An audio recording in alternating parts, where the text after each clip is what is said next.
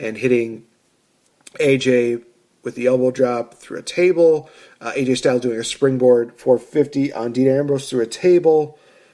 The ending happened when James Ellsworth cost Dean Ambrose the WWE World title and helped AJ retain in hopes that AJ Styles will be easy pickings because he's already beaten him 3 times in the last, I guess, couple months, I would say.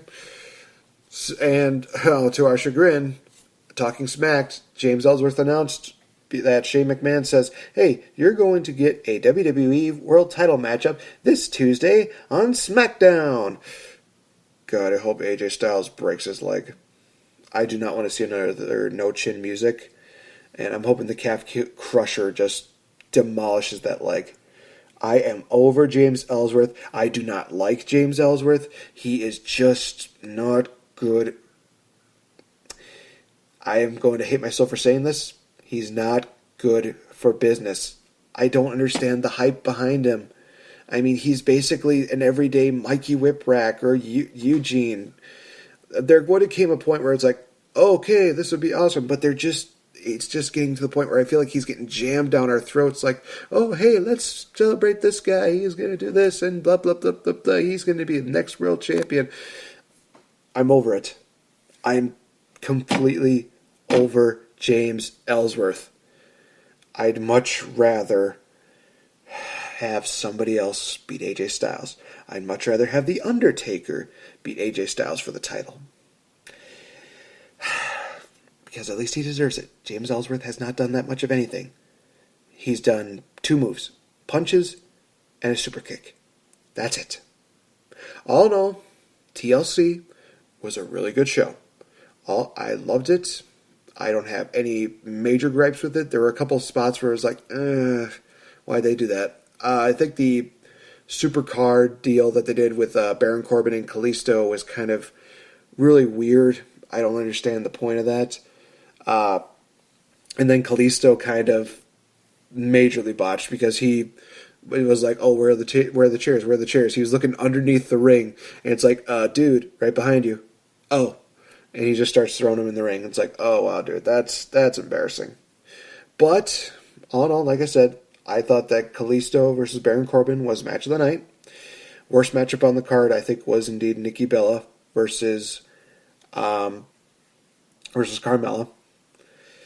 All in all, though, this was still a really good matchup. And I think what my co-host Max Beatty said, and it was very appropriate, was that this matchup, this entire event, was better than so many of the previous, if not all of the previous Monday Night Raws of 2016 combined.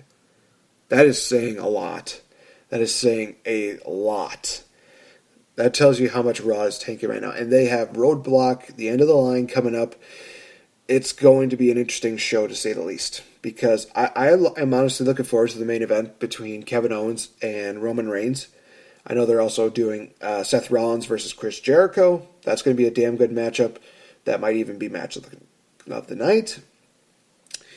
What I'm hoping is that they do something more. Well, majorly what I'm really hoping for is that the New Day drop the belts very soon, because they've already surpassed Demolition's record. What else is there? I think that they've already used up the whole Charlotte-Sasha deal so much, so I'm hoping that they go into a Sasha-Nia Jax feud, which I think would be awesome, and would definitely keep the focus off of the possibility of, Bayley versus Sasha, because I want that moment to be magical. I want it to be awesome.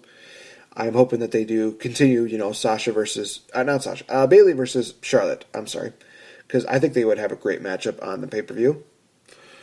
Trying to think of what else is there. Braun Strowman versus Sami Zayn, I'm hoping is going to happen there. Cruiserweight title, maybe. I'm a little bit confused on why they did the whole title change on the 205 network, because Rich Swann defeated Brian Kendrick for the Cruiserweight Championship. Very little build-up at all when it came down to it. But I think the Cruiserweight title is going to hop from one person to another in the next 3 to 4 months at least. I don't think there's going to be anybody there that's going to hold the title for a long time unless it's like maybe Neville, Hideo Itami. I'm trying to think of another person. Maybe Akira Tozawa, maybe. Grand Metalik. It would be kind of interesting to see how they would do that. But I'm getting a little too off topic right now. Like I said, I'm a little bit disappointed with some of the spots at TLC, but all in all, it was definitely a B+ show. It was good. It was not a perfect show, but it was a damn good show. So that is going to wrap it up for this edition of the Tables, Ladders, and Chairs review, pay-per-view reviews, I should say. So next time I will do this will be after Roadblock. Be sure to tune in this Friday, you guys, because we are going to be picking the best of the best of the best of this year, and you could still have the opportunity to get your voice heard for the show, you guys. I've already gotten a couple people that have already given their options on who they think is like the best male wrestler, the best female wrestler, singles match of the year, tag team match of the year, entrance of the year, finisher of the year, just to name a few, you guys. These are all things that you could definitely look up and check out.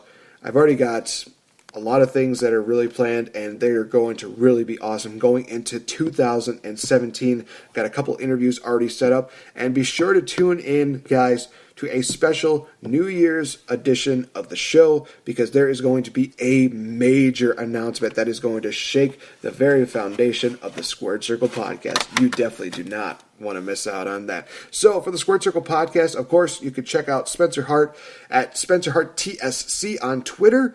Also check out Mr. Max Beatty at Agent Cooper 1989, as well as check out his YouTube reviews, which are always a lot of fun, YouTube permitting, of course, in which recently he just saw the movie Moana, and it's a great review, you guys, and apparently it's going to be a really great movie, so go check it out.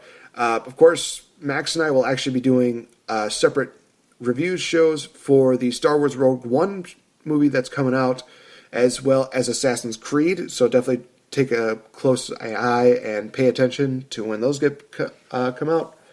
I am literally at the point of just tired, and yeah, I'm a happy boy right now.